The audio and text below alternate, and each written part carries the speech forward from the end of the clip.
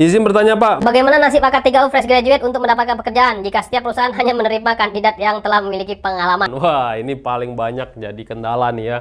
Jadi kalau teman-teman membaca lowongan kerja, Jobstreet, JobsDB, LinkedIn, pasti ada tertulis tuh pengalaman 2 tahun, pengalaman 5 tahun. Nah, yang fresh graduate sendiri bingung.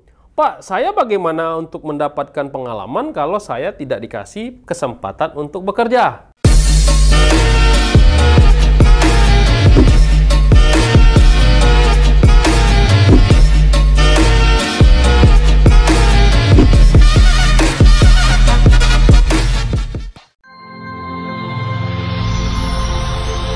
Video ini dipersembahkan oleh Mediatama Academy.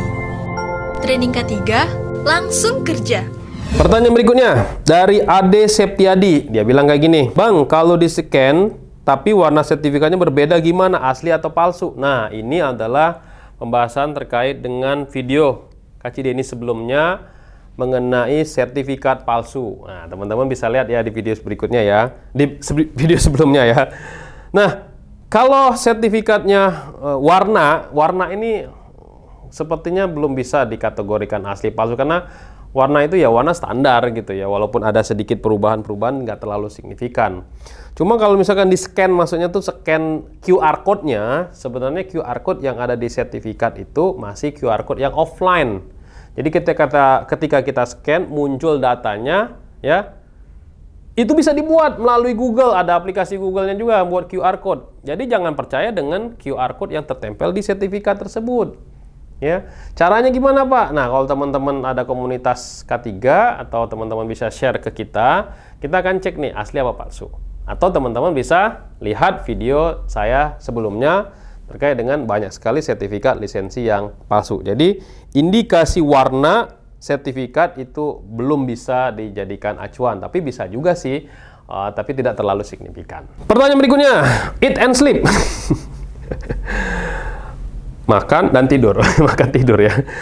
Pada ini, skup dari P2K3 proyek apakah hanya berlaku di lingkungan site office atau juga berlaku di lokasi site? Nah, kalau teman-teman bicara mengenai P2K3, Panitia Pembina Keselamatan dan Kesehatan Kerja, teman-teman bisa membaca regulasinya Permenaker nomor 4 tahun 87. Di sana disebutkan, setiap tempat kerja yang memiliki pekerja lebih dari 100 orang atau kurang dari 100 orang tapi memiliki potensi bahaya besar.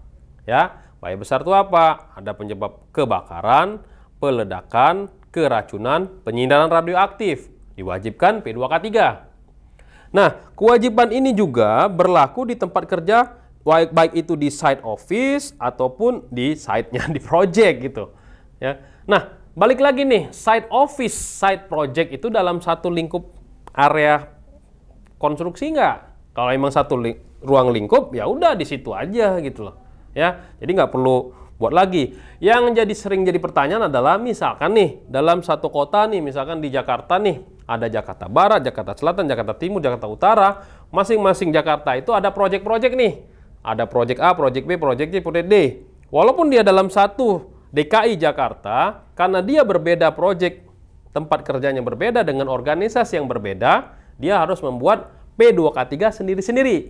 Dan ingat, P2K3 itu ada 3 syarat ya di sana ya. Pertama, ketuanya adalah pucuk pimpinan di tempat kerja. Yang kedua, sekretarisnya adalah ahli K3. Dalam hal ini ahli K3 umum yang dibuktikan dengan SKP dan lisensi yang masih berlaku sesuai dengan nama PT perusahaan tersebut. Dan yang ketiga adalah anggota. Anggotanya adalah perwakilan dari masing-masing divisi atau unit kerja di tempat kerja tersebut. Oke, semoga membantu. Pertanyaan berikutnya dari Syaflah Handa Doni. Oh, panggil Doni aja ya. Izin bertanya Pak, bagaimana nasib akad 3U fresh graduate untuk mendapatkan pekerjaan jika setiap perusahaan hanya menerima kandidat yang telah memiliki pengalaman? Wah, ini paling banyak jadi kendala nih ya. Jadi kalau teman-teman membaca lowongan kerja, Jobstreet, JobsDB, LinkedIn, pasti ada tertulis tuh pengalaman 2 tahun, pengalaman 5 tahun. Nah, yang fresh graduate sendiri bingung. Pak, saya bagaimana untuk mendapatkan pengalaman kalau saya tidak dikasih kesempatan untuk bekerja? Nah, ini menjadi dilema nih teman-teman. Nah, kalau teman-teman yang fresh graduate, kalau memang teman-teman pengen dapat pengalaman, ya ketika melamar kerja, ya jangan fokus kepada income dulu, gaji dulu, ya nantilah.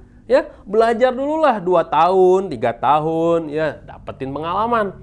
Jadi kalau misalkan ada perusahaan misalkan nih gajinya kecil gitu, ya di bawah UMR misalkan ya, ataupun ya ini kontrak cuma proyek 3 bulan, ambil aja dulu. Bisa jadi itu adalah batu loncatan buat kita untuk menjadi yang lebih besar lagi. Jangan langsung berpikiran, Pak saya ini dari UI Pak, atau dari ITB Pak, gajinya harus 8 juta, 10 juta gitu ya. Ya nggak bisa gitu juga. Sekarang itu perguruan tinggi bukan menjadi patokan atau acuan bagi perusahaan untuk meng-hire tenaga kerja. Tapi skill teman-teman semua dulu.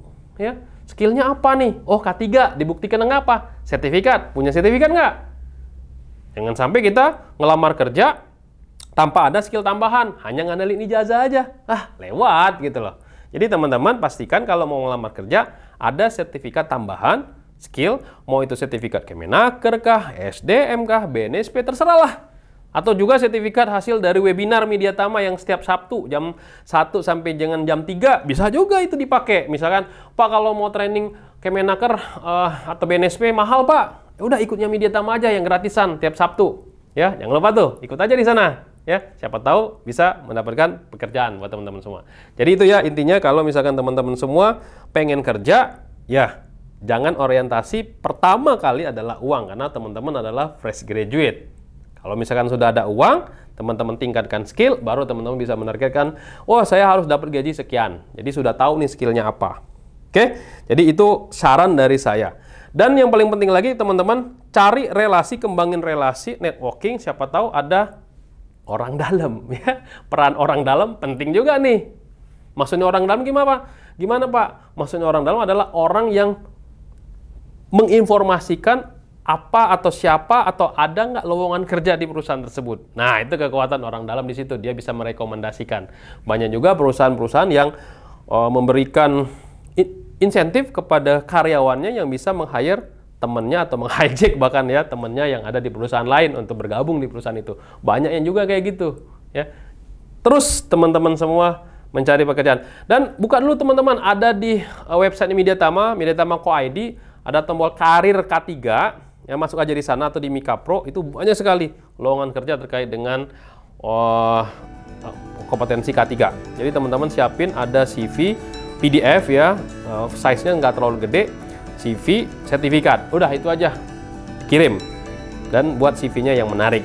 Ya, ada juga di Mika Pro Media Tama ada buat CV secara online, itu bisa langsung jadi juga. Oke, itu aja, semoga membantu.